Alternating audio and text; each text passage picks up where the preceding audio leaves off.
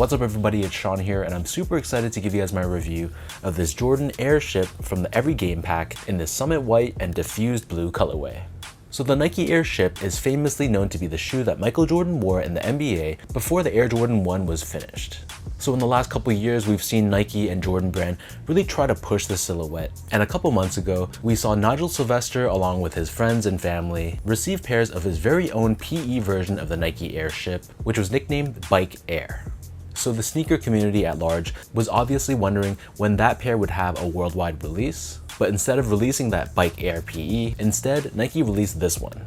So this is part of the Every Game pack, which released alongside a red colorway as well. And this is inspired by the fact that Michael Jordan would wear a pair of his University of North Carolina shorts underneath his Chicago Bulls shorts. And it became sort of like a superstitious thing for him, where he thought that those shorts would bring him good luck. So of course the red colorway is inspired by the Chicago Bulls colors, and then this one is inspired by UNC.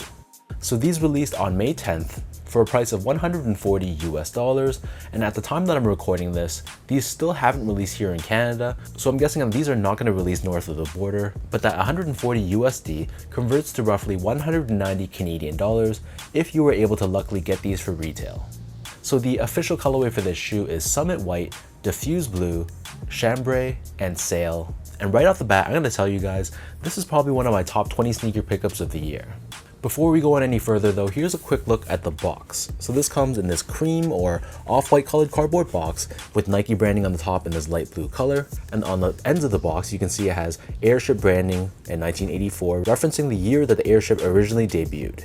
And inside the box, it comes with this booklet describing the design, the breakdown, the tech specs of the Nike Airship, which is always really dope and really great to see for those collectors and purists of Nike history. So diving into the details of this shoe, the upper of the sneaker is constructed out of this cracked leather in this Summit White color.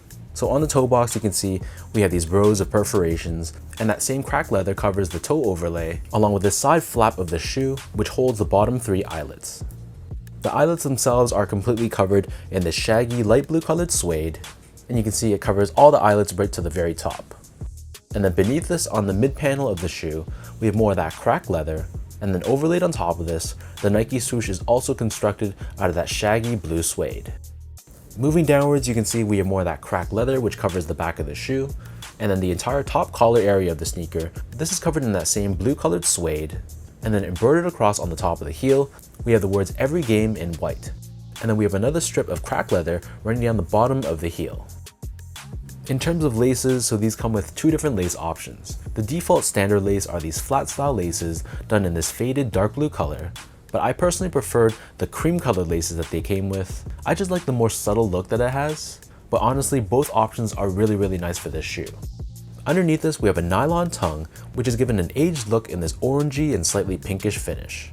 On the very top, we have this nylon tag with Nike Air branding in blue, and then the interior liner of the shoe, this is finished in a darker blue shade, and paying homage to that classic OG look, we have the size of the shoe stamped on the collar as well.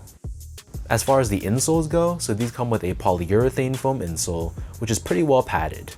And if you remove the insoles, you'll see that the shoe is actually board lasted, which is something that's not as commonly seen today on Nike sneakers, but I like how they paid homage to the original construction of the Nike Airship.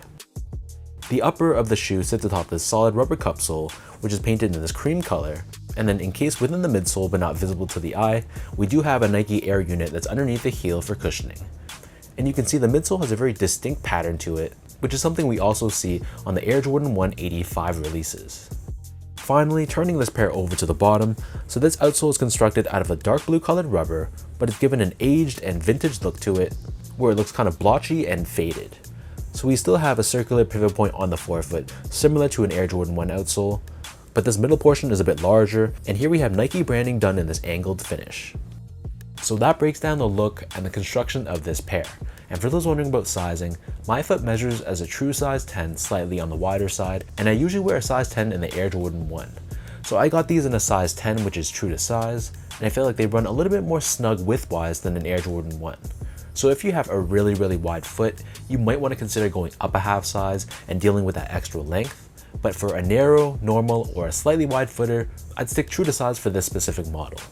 Moving on to the comfort, so the Airship pretty much feels like an Air Jordan 1. Other than the fact that the forefoot feels a little bit more narrow, The underfoot feeling honestly feels pretty similar to me. It has a pretty firm and flat to the ground feel. There's not too much from a softness and step-in comfort perspective. However, the Airship does have a thicker insole than an Air Jordan 1, and that's definitely noticeable, especially underneath the heel. But I'm assuming anyone that buys these are just going to be rocking these casually and just for everyday use, so for that purpose, it's going to be perfectly fine. Finally, in terms of the quality and the craftsmanship on this shoe, so first off, material quality I was very happy with. This cracked leather, while it has a very distinct texture to it, just running your hands across it, you can tell that it's a pretty decent cut of material, and that feels pretty thick to the touch as well. And similarly, the suede that they use has this nice long-haired finish to it, and it really doesn't feel synthetic whatsoever. So the materials were great, and I thought the build of the shoe was also pretty much perfect too. My pair was free of any glue stains, the stitch job was good, the panels most importantly were cut and placed on consistently, so I was very happy with how these turned out in real life.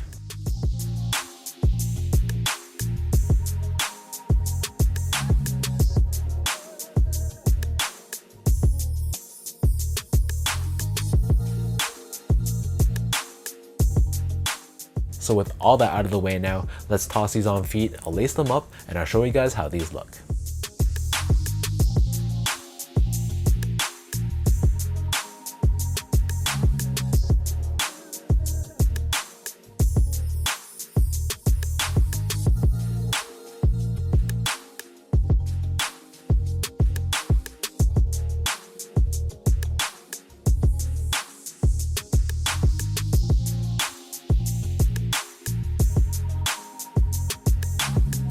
While this isn't the super rare Nigel Sylvester Bike Air version, honestly I'm very happy with taking these as a consolation prize. Like I said in the beginning, I really like this pair. I love the colorway of this shoe, I love the textures of the materials, and while I'm not a huge fan of the Nike Airship, this is one of those colorways that really makes me appreciate it that much more.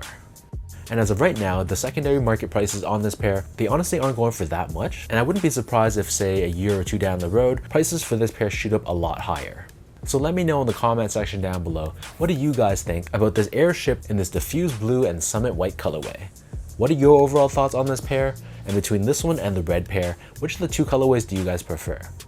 If you guys like this video, be sure to like, comment, and subscribe to my channel if you haven't yet. You can follow me on Instagram at sgo8, follow my Twitter account at sean.go, and visit my website at seango.ca.